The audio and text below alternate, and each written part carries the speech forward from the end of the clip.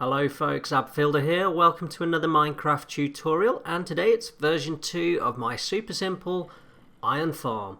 And I only did version 1 a couple of days ago, but I've managed to make a big couple of improvements, and I wanted to share those with you because of how much they increase the productivity of the farm and you use less resources to build it. If you don't want to hear me waffle on about the changes I've made and the improvements that it gives you to the output, then the timestamp will be in the description. If I do forget it, which I've got a form for, just put a note in the comments and I'll add it in.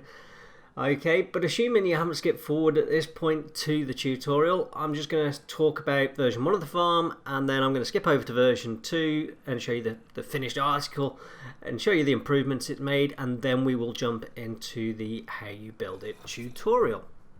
Version 1 of this farm then chucked out 266 ingots per hour. Now I was pretty pleased with that. This isn't a super efficient farm. This isn't a farm that you're going to build, you know, when you've been in your Minecraft world and you've got various slime farms and witch farms and God knows what. This is a farm, you find a village, you get 3 boats and you chuck your villagers in, and you've got a little productive iron farm that's just sitting there chucking out a nice stream of iron for when you need some. It's a super simple 10-minute build. That is the purpose of this farm, and it's also on the ground because even the super simple farms that are in the air, you've got to get the villagers in, you need mine carts or some weird system to get them in. It's none of that. It's a super simple 10-minute build farm. And like I say, it checks out 266 iron per hour. I posted it on Reddit and it went fairly well actually, and for my video view figures, it's actually the best in terms of number of views per time spent on YouTube, so I'm really pleased with that. But there are a couple of problems with this farm and a couple of things I could do to make it more efficient without losing that ethos of I want it to be a super simple build. Okay, and the two problems are the fact that the drop chute's not long enough, and a chap on Reddit was kind enough to point this out, that if I made the drop chute longer, the iron golem would drop out of the distance that the villagers can see him or care about him while he dies. So that will increase the number of iron golems that are spawning in this thing. So one change is to simply increase the length of the drop chute, and I will put the guy's Reddit username into the description as a thank you.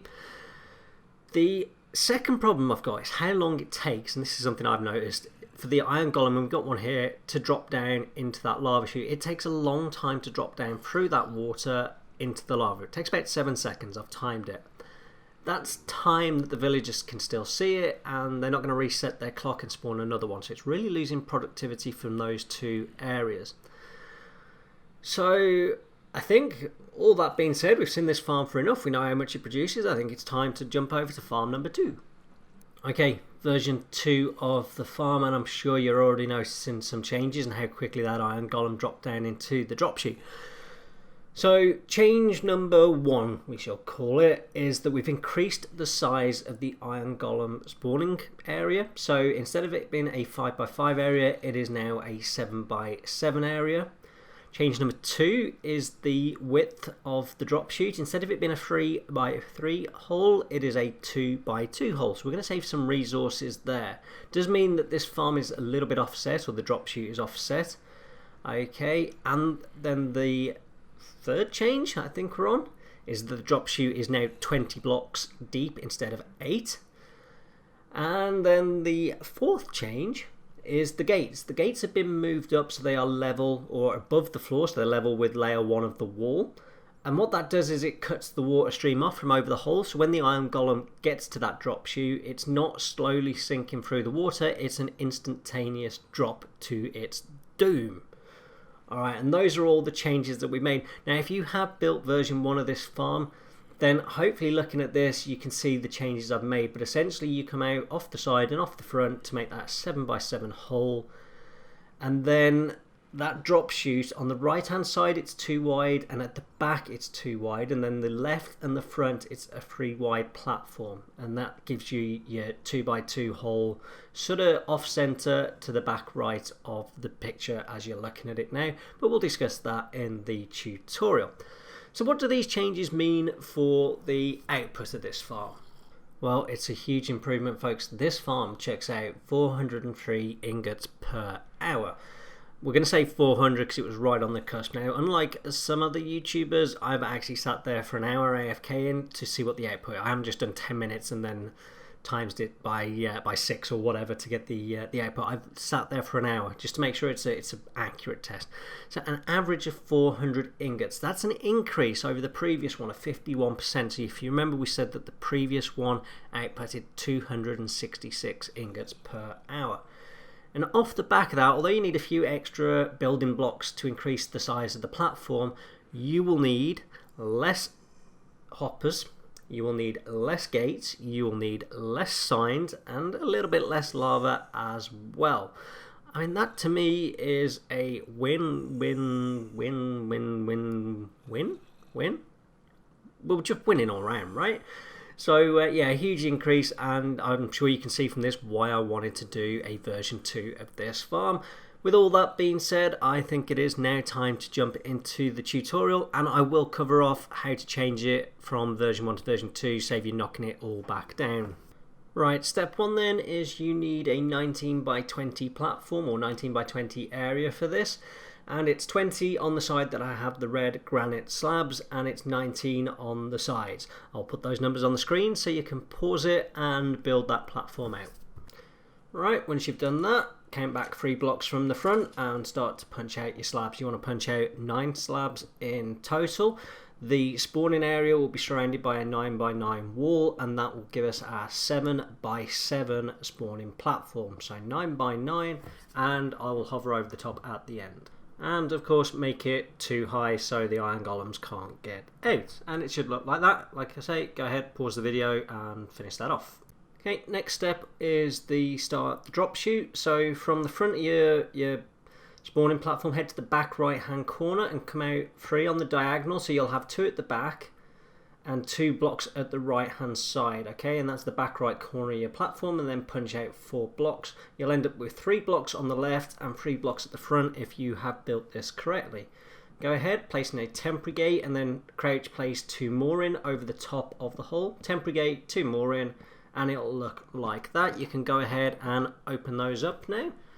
Okay, and now we need to dig down 20 blocks in total. So we've already done 1 layer, that is layer 2, and we want to go down 20. Okay, so we'll just count that up. 1, 2, 3, 1, 2, 3, 4, 5, 6, 7, 8, 9, 10, 11, 12, 13, 14, 15, 16, 17, 18, 19, 20. Alright, it doesn't matter if you get it 1 or 2 blocks out, it's not going to harm the efficiency of the farm. We're going to face the front of our farm now and punch out some blocks so we can get our chest and our hoppers in. So I'm going to go ahead and place a double chest here.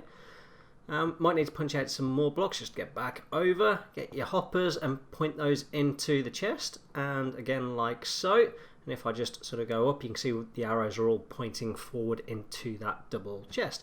Place some carpets over the top of those hoppers so nothing can spawn. And then we're going to get our signs, because I forgot to stick those in my inventory. What can I get rid of? I can get rid of the chest. Alright, and then we want to put a sign on the back wall there. 1 in front of it by crouch placing it. So we have 4 signs in total. And then we can go ahead and place in some... Well, actually, let's just knock this out. This is just so I can get down to it towards the end of the video to show you it. You will need to do something similar so you can get down to the collection area or the storage area. Let's go ahead and place in the glass over the top of the chest. It's important to use glass or stairs so you can open that chest. Alright, and then we want to place in our lava above the signs like so. 4 blocks so it's all sources, and that is the drop chute done.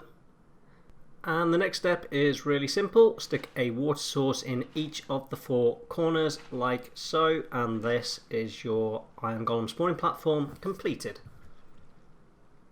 Next stage is the zombie and villager area, so count in 4 blocks on the right hand side and then come out 3, turn right, go 3, come out 1, and then it's 5 blocks, and you will end up 1 behind the iron golem platform, and then it's another 5 blocks to complete the area. Make that too high, like so, and I will hover over this from above. And then for the zombie area, we want him in a 1 by 1 area, so block that up. Then we want him to be able to see the villagers, so a single block there, and he'll stand in there and look at the villagers. And then the last thing we want to do is just over the top of the villager area, make that tree high, and that gives them plenty of room to run around and sleep and jump on the beds and whatever. And it will look like this when it's done. As always, go ahead, pause the video and finish that off. Next step, super simple. Slab up the entire area so the iron golems spawn exactly where you want them. We're on the home straight. This is actually take 2 of this cut, and I forgot to take the beds out. So place in 3 beds like I have done in the video there. And then you want to get your villagers in place as well.